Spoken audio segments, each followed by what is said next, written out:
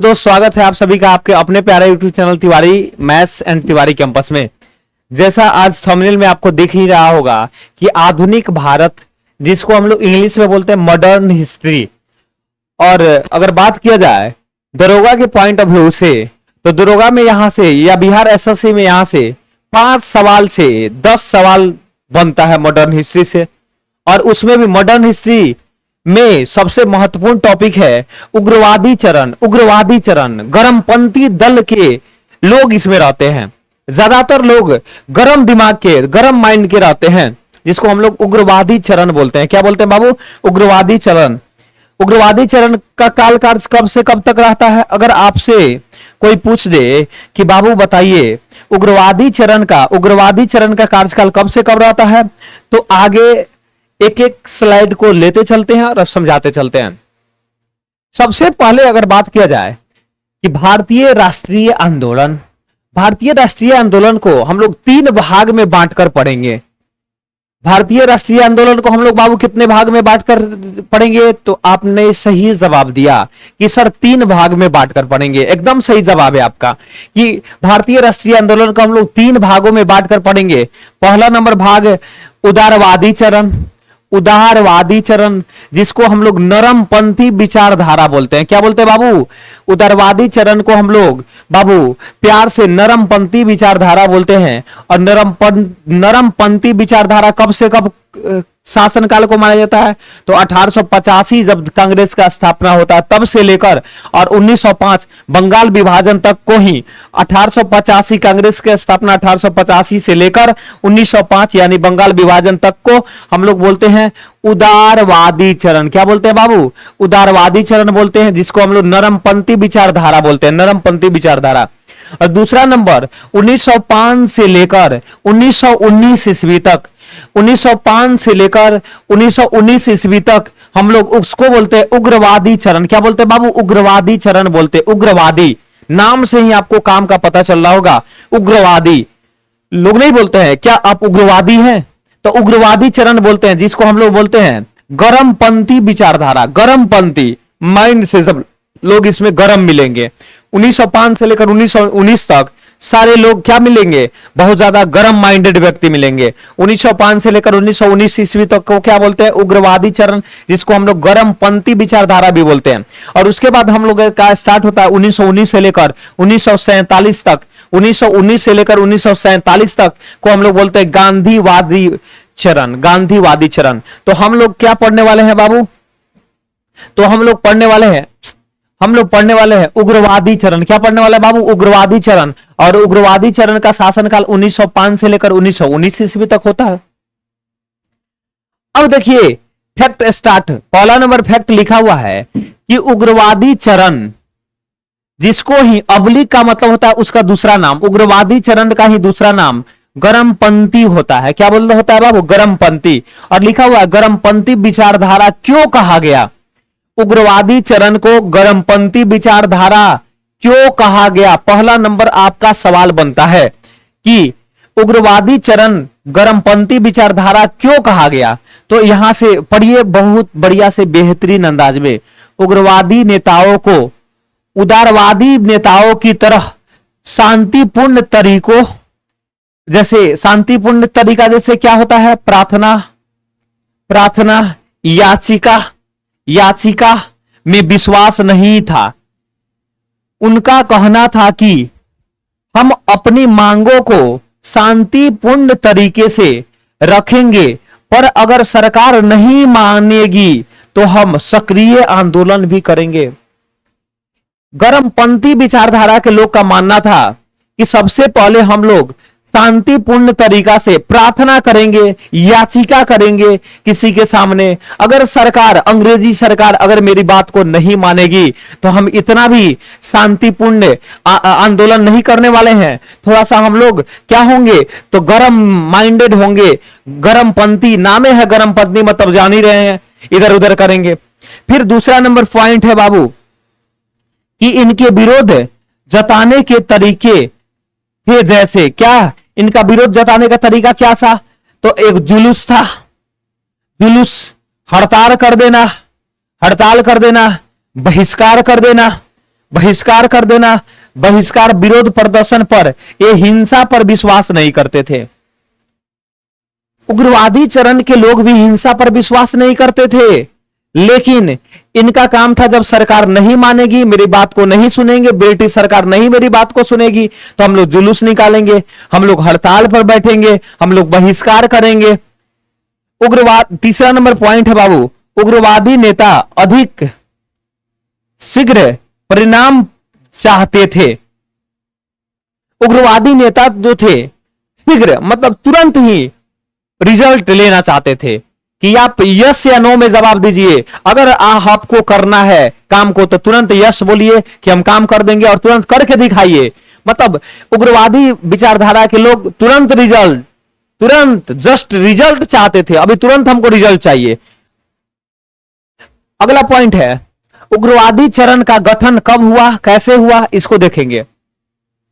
तो इसका पहला नंबर पॉइंट, भारतीय राष्ट्रीय आंदोलन में उदारवादियों द्वारा किए जा रहे प्रार्थना, प्रतिवेदन और लंदन यात्रा से जब कुछ ठोस हासिल नहीं हुआ, तब भारतीय जनमानस के असंतोष में वृद्धि हुई।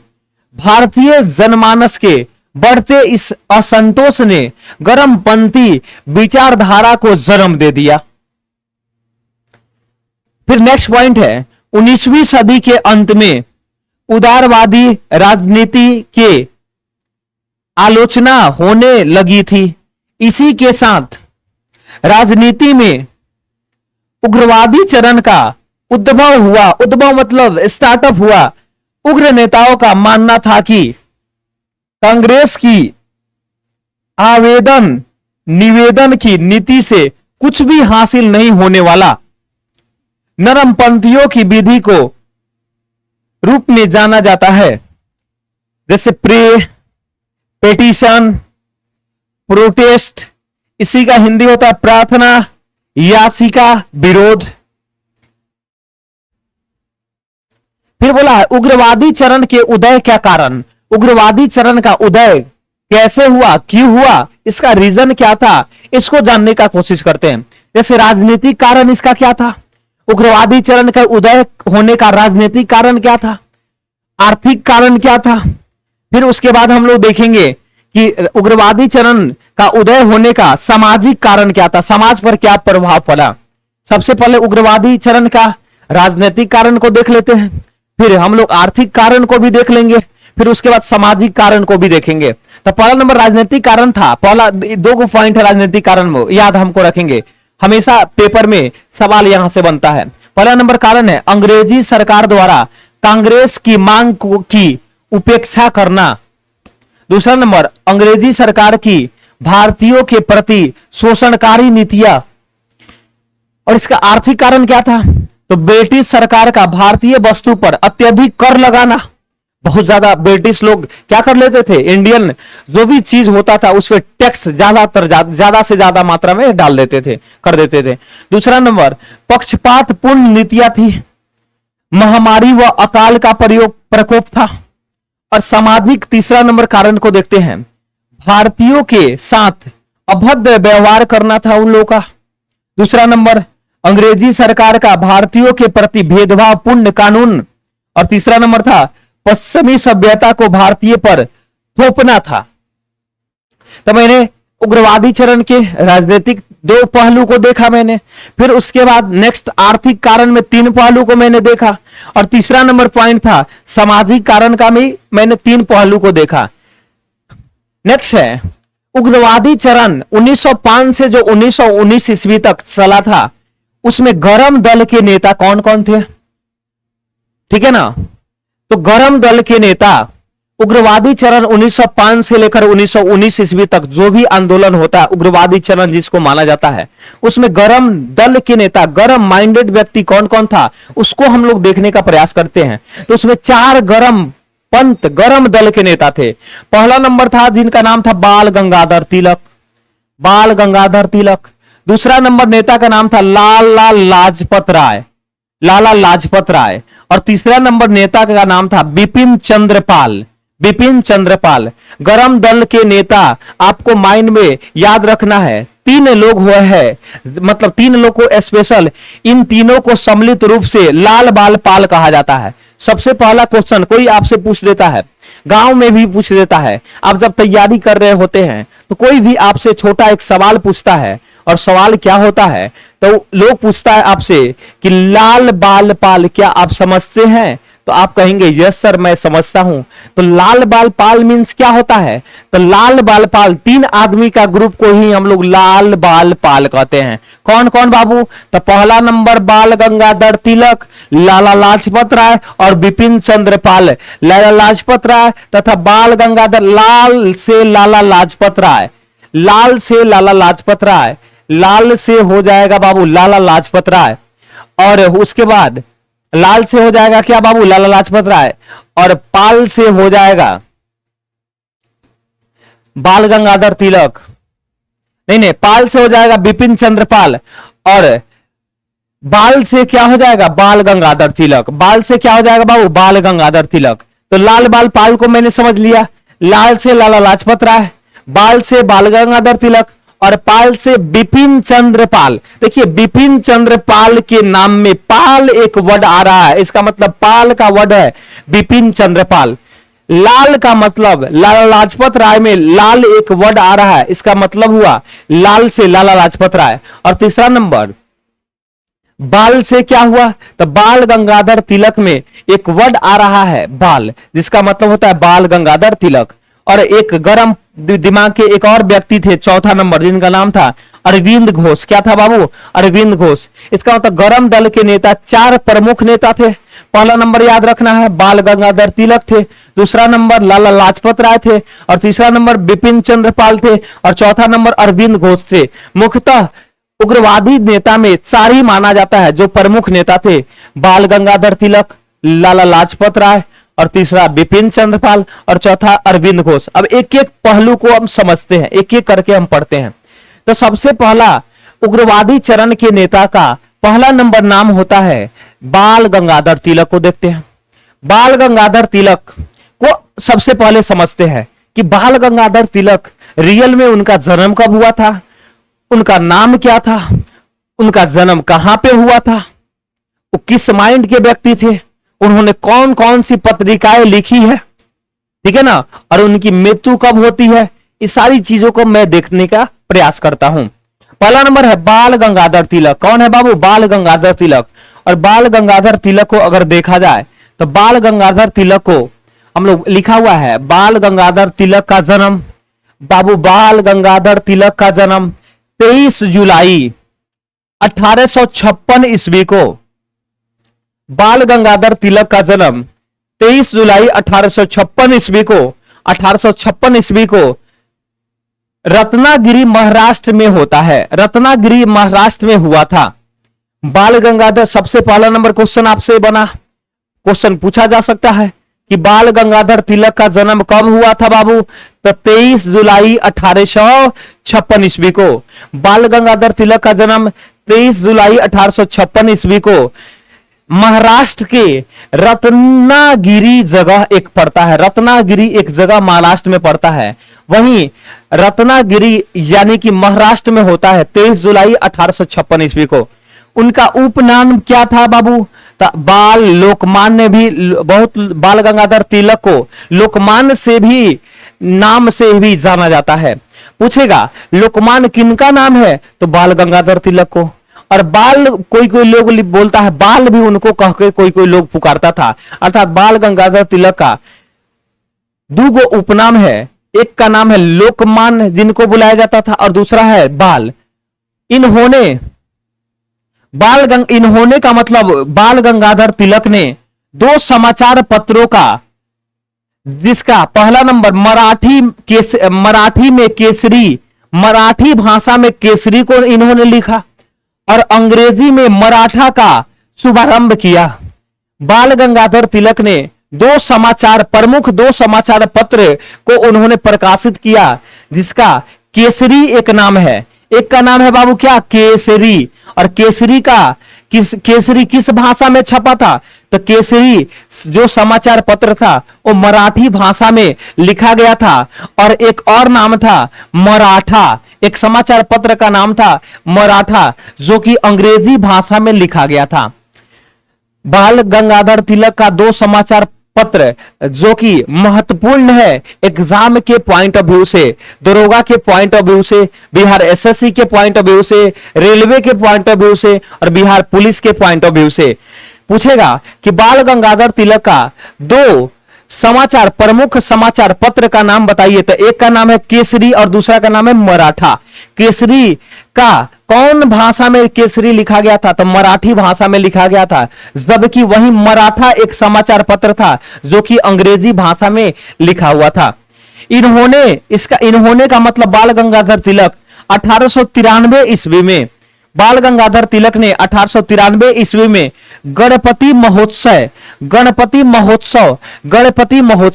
बाल गंगाधर तिलक ने 1893 ईस्वी में गणपति महोत्सव अगर देखा जाए तो महाराष्ट्र एरिया में बहुत जबरदस्त का पर्व त्योहार है। जिस तरह से बिहार में जैसे दीपावली हो गया, छठ महापर्व हो गया, जिस तरह से बिहार का सबसे बड़ा पर्व माना जाता है छठ पर्व को, उसी तरह से महाराष्ट्र का भी एक फेमस त्योहार है जिसका नाम है गणपति महोत्सव। तो गणपति महोत्सव का शुभारंभ 1893 ईस्वी में बाल गंगाधर तिलक ने कर देते हैं और 1802 वर्षों के बाद अर्थात 1895 ईस्वी में शिवाजी महोत्सव का भी शुभारंभ आयोजित कर देते हैं। बाल गंगाधर तिलक ने 1893 ईस्वी में गणपति महोत्सव का शुभारंभ करते हैं, जबकि 2 वर्षों के बाद 1895 ईस्वी में शिवाजी महोत्सव का शुभारंभ कर देते हैं। इन्होंने अर्थात बाल गंगाधर तिलक ने the Arctic home of Vedas और गीता रहस्य नामक 2 पुस्तक लिख डालते हैं। बाल गंगाधर तिलक का 2 प्रमुख पुस्तक का नाम अगर पूछेगा आपके पेपर में, गीता रहस्य भी आई है। गीता रहस्य का लेखक कौन है बाबू, तो बाल गंगाधर तिलक। गीता रहस्य पुस्तक किसने लिखा था, तो बाल गंगाधर तिलक ने।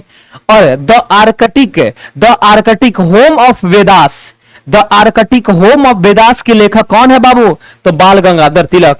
और फिर बोला है कि बाल गंगाधर तिलक ने कहा स्वराज हमारा जन्मसिद्ध अधिकार है, हम इसे लेकर रहेंगे। इस पॉइंट को हमेशा के लिए याद रखेंगे क्योंकि ये पॉइंट हमेशा रिपीट करते रहता है आपके पेपर में। बाल गंगाधर तिलक ने कहा था स्वराज हमारा जन्मसिद्ध अधिकार है, स्वराज हमारा जन्मसिद्ध अधिकार है और हम इसे लेकर ही रहेंगे। ये किसका कहना था, तो बाल गंगाधर तिलक का कहना था। आगे नेक्स्ट स्लाइड को देखते हैं। अब हम लोग देखते हैं लाला लाजपत राय के बारे में। लाला लाजपत राय के बारे में अगर जानने का प्रयास करेंगे तो लाला लाजपत राय का जन्म 28 जनवरी 1865 ईस्वी को 28 जनवरी 1865 ईस्वी को पंजाब में होता है। लाला लाजपत राय का जन्म 28 जनवरी 1865 ईस्वी को 28 जनवरी 1865 ईस्वी को पंजाब में होता है। इन्हें पंजाब केसरी और शेर ए पंजाब भी कहा जाता है। लाला लाजपत राय को पंजाब केसरी भी बोलते हैं। पूछेगा किनको पंजाब केसरी के नाम से जाना जाता है, तो लाला लाजपत राय आपका सही जवाब हो जाएगा। यह आपको बोलेगा कि शेर ए पंजाब किसको बोला जाता है, तो आपका आंसर सही हो जाएगा, लाला लाजपत राय को बोला जाता है। इन्होंने लाहौर से एक साप्ताहिक समाचार पत्र पीपल निकाला था। इन्होंने लाहौर से पंजाबी नामक एक समाचार पत्र भी शुरू किया था। इन्होंने लाला लाजपत राय ने पीपल अर्थात एक समाचार पत्र और एक पंजाबी नामक समाचार पत्र का संपादन किया था। इन्होंने निम्नलिखित प्रकाशित पुस्तकें थी। इनका निम्नलिखित जबरदस्त लाला लाजपत राय का 2-3 को पुस्तक का नाम हम लोग याद रखेंगे। अनहैप्पी अनहैप्पी इंडिया के लेखक कौन था बाबू? तो लाला लाजपत राय थे। पूछेगा क्वेश्चन में, हमेशा पूछता है अनहैप्पी इंडिया के लेखक कौन है? तो आपका सही जवाब होगा लाला लाजपत राय के द्वारा अनहैप्पी इंडिया एक पुस्तक लिखा गया था। और उसके बाद the political future of India, the political future of India, the political future of India के लेखक कौन है? अनहैप्पी इंडिया भी लिखे थे लाला लाजपत राय, और दूसरा नंबर पुस्तक लिखे थे the political future of India, England's debt to India. सन 1928 ईस्वी में, सन 1928 ईस्वी में इन्होंने साइमन कमीशन के विरुद्ध में एक प्रदर्शन में हिस्सा लेते हैं, जिसके दौरान हुए लाठीचार्ज में ये बुरी तरह से घायल हो जाते हैं और अंततः 17 नवंबर 1928 ईस्वी को 17 नवंबर 1928 ईस्वी को लाला लाजपत राय का क्या होता है? तो क्या हो जाता है बाबू? महान आत्मा ने पार्थिव दे देते हैं। मतलब 17 नवंबर 1928 ईस्वी को लाठी के प्रहार से लाला लाजपत राय की क्या हो जाती है? तो बाबू मृत्यु हो जाती है। तो लाला लाजपत राय के बारे में आपने देखा कि लाला लाजपत राय का जन्म कब हुआ था? तो 28 जनवरी 1865 ईस्वी को हुआ था। कहां पे हुआ था? तो पंजाब में हुआ था। लाला लाजपत राय को पंजाब केसरी से भी बोलते हैं और क्या शेर ए पंजाब के भी नाम से जाना जाता है। अगर बात किया जाए कि लाला लाजपत राय के 2-3 पुस्तक का नाम बताइएगा, तो आप कहिएगा अनहैप्पी इंडिया। गुरुजी याद ही रखेंगे, हमेशा रिपीट करता है अनहैप्पी इंडिया किसने लिखा था? तो लाला लाजपत राय ने लिखा था। The political future of India किसने लिखा था? The political future of India किसने लिखा था? तो लाला लाजपत राय लिखा था। सन 1928 ईस्वी में साइमन कमीशन के विरुद्ध लाठी प्रहार से लाला लाजपत राय को का मृत्यु कब हो जाता है? तो 17 नवंबर 1928 ईस्वी को हो जाता है। नेक्स्ट, बिपिन चंद्र पाल के बारे में हम लोग देख लेते हैं। बिपिन चंद्र पाल का जन्म 7 नवंबर 1858 ईस्वी को 7 नवंबर 1858 ईस्वी को हबीबगंज में होता है। बिपिन चंद्र पाल का जन्म 7 नवंबर 1858 ईस्वी को हबीबगंज में होता है। बिपिन चंद्र पाल पेशे से पत्रकार थे। बिपिन चंद्र पाल पेशा से क्या थे बाबू? तो पत्रकार थे, मीडिया थे और स्वराज और स्वदेशी वस्तुओं के लिए भारतीयों के प्रयासों को एकजुट करने के लिए हमेशा अपनी कलम का सहारा लेते थे।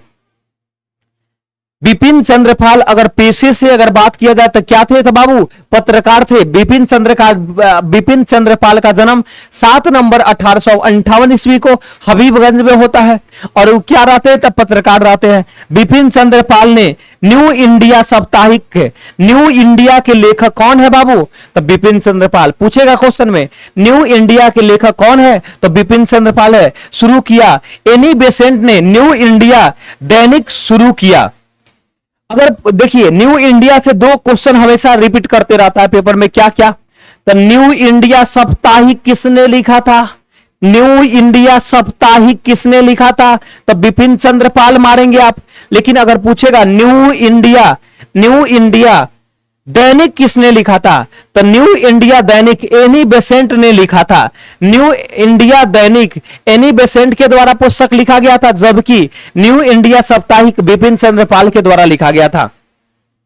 भारत के लोगों में देशभक्ति की भावनाओं को फैलाने के काम किए कौन किए? तो बिपिन चंद्रपाल ने किया। अरविंद घोष के बारे में थोड़ा सा आप जान लेते हैं। अरविंद घोष का श्री अरविंदो का नाम से भी जाना जाता है। अरविंद घोष को भी श्री अरविंदो कहीं कहीं बुक में लिखा रहता है। श्री अरविंदो का मतलब अरविंद घोष। अगर कहीं लिखा मिल जाएगा आपको श्री अरविंदो तो तुरंत समझ जाएंगे कि अरविंद घोष का यहां पे चर्चा किया गया है। और अरविंद घोष का जन्म कोलकाता में 15 अगस्त 1872 ईस्वी को होता है। 15 अगस्त 1872 ईस्वी को अरविंद घोष का जन्म कहां होता है? तो बाबू कलकत्ता में होता है। वे एक जोगी, गुरु, कवि, भारतीय दार्शनिक और एक भारतीय स्वतंत्रता सेनानी थे। वे एक जोगी का भी काम करते थे, कवि का भी काम करते थे, क्योंकि उनका बहुत सारा क्या लिखा गया था, तो भारतीय दार्शनिक का भी काम करते थे और भारतीय स्वतंत्रता सेनानी का भी काम किए हैं। वे अनुशीलन समिति के एक सदस्य थे।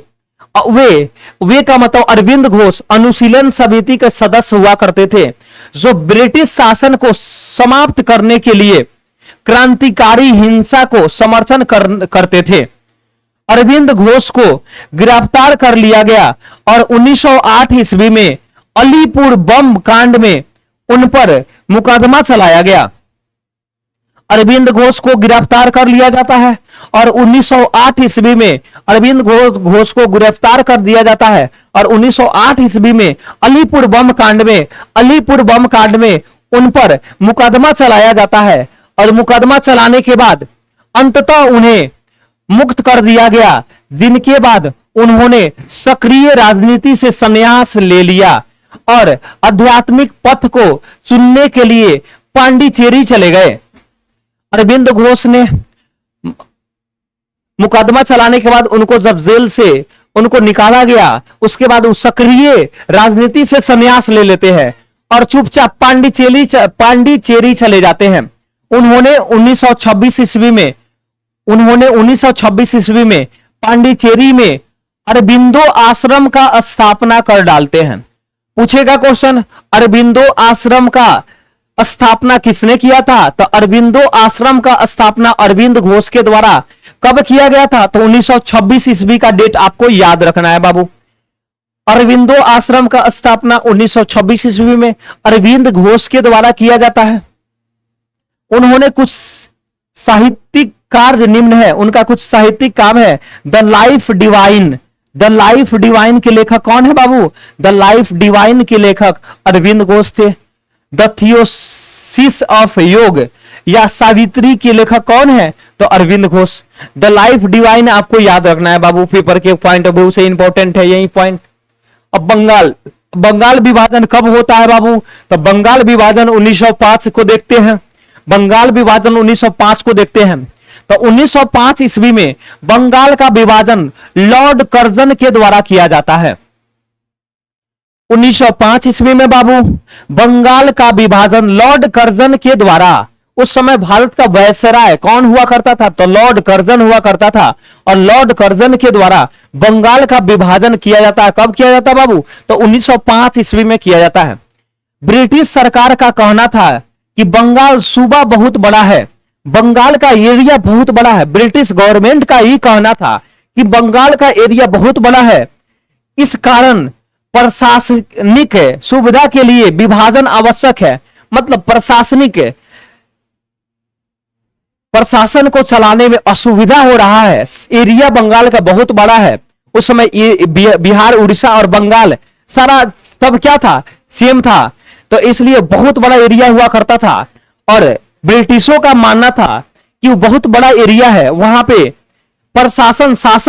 स्वशासन अच्छा से नहीं चल पा रहा है, इसके लिए उसको 2-3 टुकड़ों में कर दिया जाए, 2 टुकड़ों में कर दिया जाए, उसका विभाजन जरूरी है। वास्तविकता में कर्जन द्वारा बंगाल विभाजन का निर्णय भारतीय राष्ट्रवाद को कुचलने का प्रयास था। एक मुस्लिम बहुल प्रांत का सृजन करने के उद्देश्य से ही भारत के बंगाल को 2 भागों में बांट दिया जाता है। यह अंग्रेजों की फूट डालो राज करो वाली नीति का ही एक अंग था। यह अंग्रेजों बंगाल विभाजन जो हुआ 1905 में, उसको फूट डालो और राज करो की नीति का एक छोटा सा अंग था बंगाल विभाजन। जैसे देखिए यही है बंगाल, यही है बंगाल, अभी का बंगाल यही है और ईस्टर्न बंगाली है जिसमें असम सब एरिया इसमें शामिल रहता है और इसी का विभाजन कर दिया जाता है बंगाल विभाजन। जैसे तीनों चारों पॉइंट को आपको 5 पॉइंट है, इसको याद रखेंगे। पहला नंबर पॉइंट है आपको बाबू कि 3 दिसंबर 1903 ईस्वी को, कब बाबू? तो 3 दिसंबर 1903 आपको डेट याद रखना है कि 3 दिसंबर 1903 ईस्वी को 3 दिसंबर 1903 ईस्वी को बंगाल विभाजन का प्रस्ताव ब्रिटिश संसद में रखा गया। क्वेश्चन आपसे पूछा जाएगा बाबू कि बंगाल विभाजन का प्रस्ताव ब्रिटिश संसद में कब रखा गया था? बंगाल विभाजन का प्रस्ताव ब्रिटिश संसद में कब रखा गया था? तो 3 दिसंबर 1903 आपका सही जवाब होगा। आप सही आंसर चूज करेंगे। आप एग्जाम हॉल में आपसे अगर क्वेश्चन पूछा जाएगा कि बंगाल विभाजन का प्रस्ताव ब्रिटिश संसद में कब रखा गया था, तो 3 दिसंबर 1903 ईस्वी को रखा गया था। जनता के सामने प्रस्ताव कब रखा गया था, अर्थात पूरे जनता के सामने, पब्लिक के सामने बंगाल विभाजन का प्रस्ताव कब रखा गया था? तो आपको सही जवाब होगा 19 जुलाई 1905 ईस्वी को। ब्रिटिश संसद में बंगाल विभाजन का प्रस्ताव 3 दिसंबर 1903 ईस्वी को, जबकि जनता के सामने, इंडियन जनता के सामने 19 जुलाई 1905 ईस्वी को बंगाल विभाजन का प्रस्ताव रखा गया। जबकि 20 जुलाई 1905 ईस्वी को 20 जुलाई 1905 ईस्वी को समाचार पत्रों में विभाजन की घोषणा प्रकाशित कर दिया गया। बड़ा बढ़िया सा प्यारा सा क्वेश्चन है। बंगाल विभाजन का प्रस्ताव ब्रिटिश संसद में कब रखा गया था? तो 3 दिसंबर 1903 ईस्वी को। जबकि जनता के सामने प्रस्ताव कब रखा गया था? तो बाबू सही जवाब होगा 19 जुलाई 1905 ईस्वी को।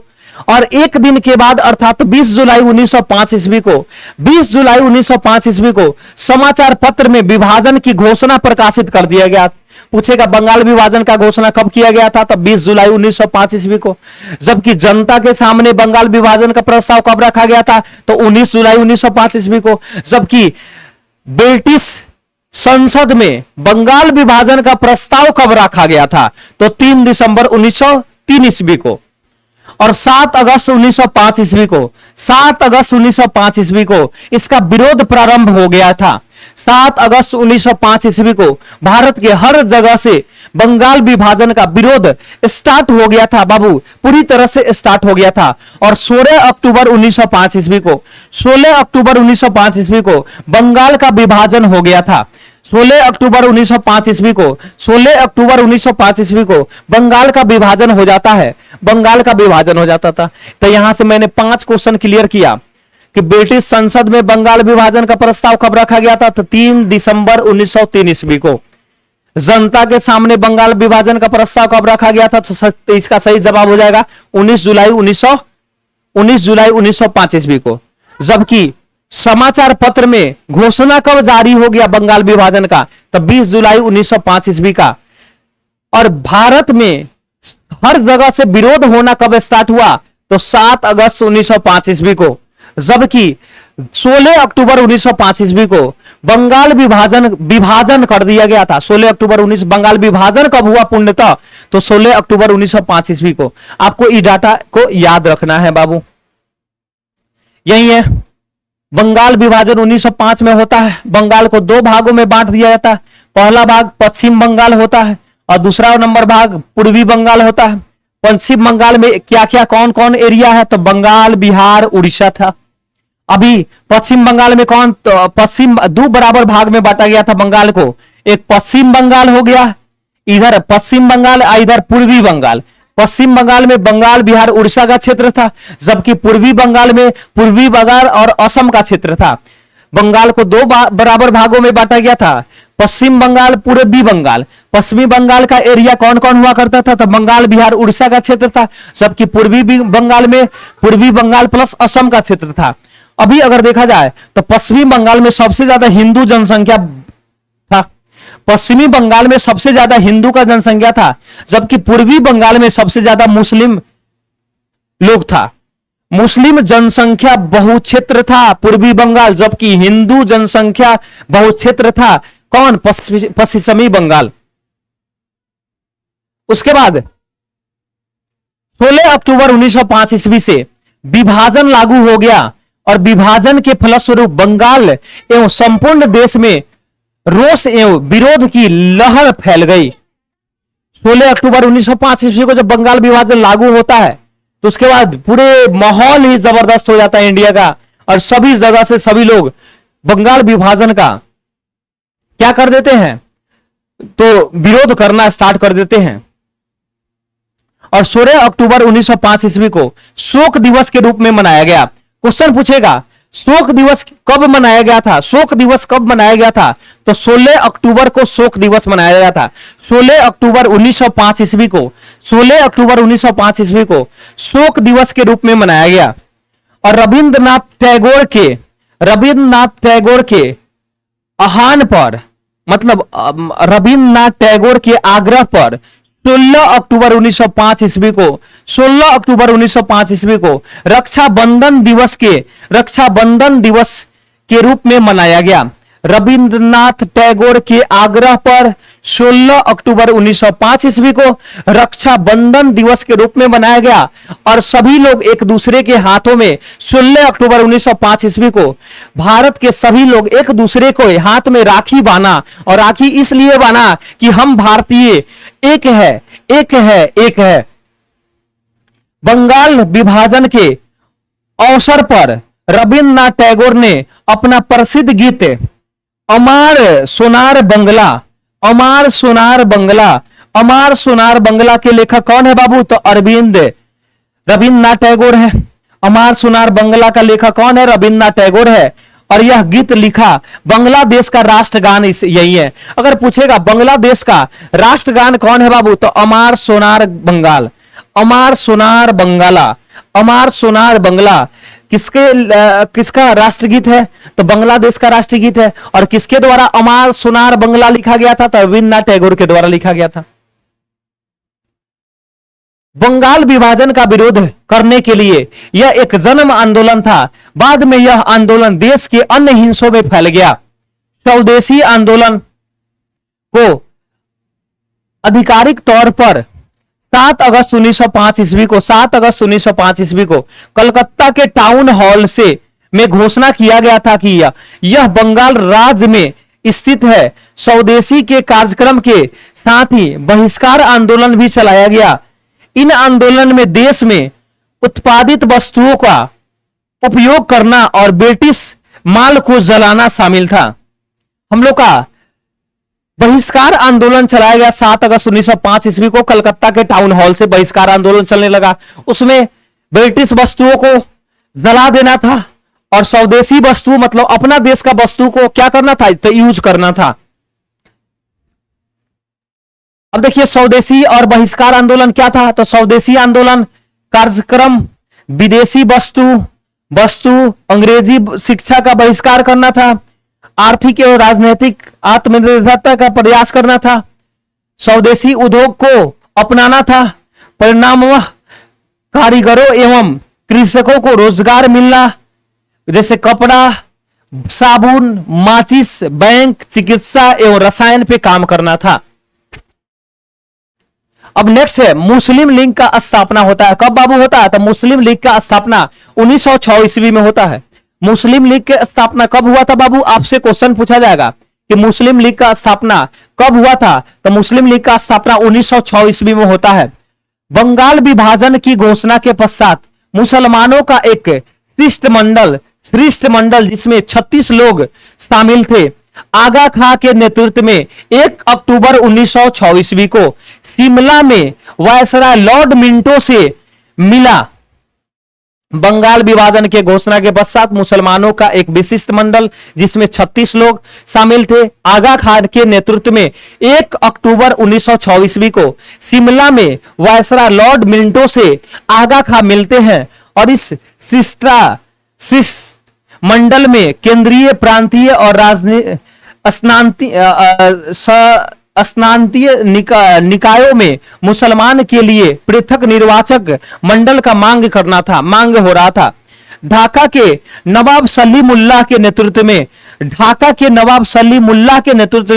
30 दिसंबर 1906 ईस्वी को ढाका में आयोजित एक बैठक में मुस्लिम लीग का स्थापना का घोषणा होता है। और इसकी स्थापना 1906 ईस्वी में आगा खां, ढाका के नवाब सलीमुल्लाह और नवाब मोहसिन उल मुल्क के नेतृत्व में किया गया।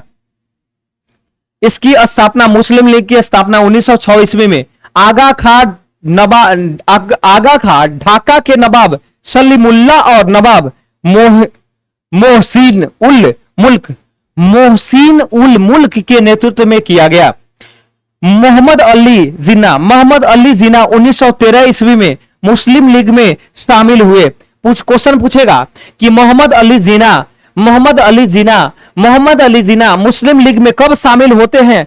तो 1913 ईस्वी में मोहम्मद जिन्ना मुस्लिम लीग में शामिल 1913 ईस्वी में होते हैं। और 1907 का आप जानते हैं, 1907 में कांग्रेस के सूरत अधिवेशन में कांग्रेस विभाजन हो जाता है, गरम दल और नरम दल में दो भागों में बढ़ जाता है कांग्रेस। 1907 ईस्वी में कांग्रेस के सूरत अधिवेशन में 1907 सूरत अधिवेशन में कांग्रेस दो भागों में बढ़ जाते हैं, एक गरम दल होता है और दूसरा नरम दल होता है। 1911 बंगाल का विभाजन 1911 में रद्द कर दिया गया था, लॉर्ड हार्डिंग ने इसे रद्द कर दिया। बंगाल के विभाजन के बाद स्वदेशी और बहिष्कार आंदोलन शुरू हुआ। परिणाम स्वरूप किंग जॉन्ग पंचम की यात्रा के दौरान लॉर्ड हार्डिंग द्वितीय ने बंगाल के पुनर्मिलन की घोषणा की। 1913 ईस्वी में क्या होता है? तो 1913 ईस्वी का मेन पॉइंट है, 1913 ईस्वी में गद्दार पार्टी भारत में ब्रिटिश शासन को समाप्त करने के लिए भारतीयों द्वारा आयोजित एक अंतरराष्ट्रीय राजनीतिक आंदोलन था। गद्दार पार्टी भारत में ब्रिटिश शासन को समाप्त करने के लिए भारतीयों द्वारा आयोजित एक अंतरराष्ट्रीय राजनीतिक आंदोलन था, जिसका नाम था गद्दार पार्टी। इसका गठन 1913 ईस्वी में होता है।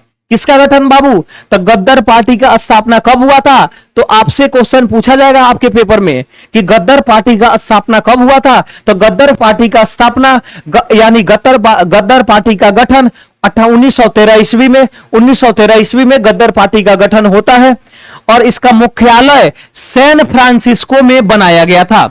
गद्दार पार्टी का गठन कब होता है? तो बाबू 1913 आपका सही जवाब होगा। जबकि आपसे क्वेश्चन पूछा जाएगा कि गद्दार पार्टी का मुख्यालय कहां था? तो सैन फ्रांसिस्को में उसका मुख्यालय बनाया गया था। इसकी स्थापना अर्थात गद्दार पार्टी का स्थापना लाला हरदयाल और सोहन सिंह भाकना, गद्दार पार्टी का स्थापना लाला हरदयाल और सोहन सिंह भाकना के द्वारा दो आदमी ने मिलकर, लाला हरदयाल और सोहन सिंह भाकना दोनों आदमी मिलकर 1913 ईस्वी में गद्दार पार्टी का स्थापना कर देते हैं। और 1916 ईस्वी में कांग्रेस के लखनऊ अधिवेशन में नरम दल और गरम दल का फिर से आपस में विलय हो गया और इस अधिवेशन की अध्यक्षता अंबिका चरण मजूमदार ने किया था। क्वेश्चन पूछेगा 1916 के लखनऊ अधिवेशन होता है, 1916 के लखनऊ अधिवेशन होता है जिसका अध्यक्षता अंबिका चरण मजूमदार ने किया था और उस समय गरम और नरम दल दोनों क्या हो जाता है? तो आपस में विलय हो जाते हैं, मतलब मिल जाते हैं। होम रूल लीग आंदोलन कब हुआ था? तो होम रूल लीग आंदोलन 1916 ईस्वी में होता है। यह प्रथम विश्व युद्ध के समय प्रथम भारतीय प्रतिक्रिया थी जो आयरिश होम रूल लीग से प्रेरित थी। होम रूल लीग किससे प्रेरित थी बाबू? तो आयरिश होम रूल लीग से प्रेरित थी और इस आंदोलन का उद्देश्य राजनीतिक, शिक्षा और सार्वजनिक बैठकों के आदि के माध्यम से स्वशासन प्राप्त करना था। जैसे एनी बेसेंट के द्वारा मद्रास में होम रूल लीग का स्थापना होता है, जबकि बाल गंगाधर तिलक के द्वारा पुणे में होम रूल लीग की स्थापना होता है। एनी बेसेंट के द्वारा मद्रास में होम रूल लीग का स्थापना होता है, जबकि बाल गंगाधर तिलक के द्वारा पुणे में होम रूल लीग का स्थापना होता है। होम रूल लीग की स्थापना होता है। तो आपको बाबू बताएंगे, सभी लोग बताएंगे कि कैसा लगा आज का सेशन। अगर आज का सेशन अच्छा लगा होगा तो आप थोड़ा सा ज्यादा मात्रा में अपने अपने जितना भी ग्रुप होगा एक बार शेयर करेंगे और ज्यादा से ज्यादा शेयर करेंगे और सब्सक्राइब करेंगे। Thank you so much.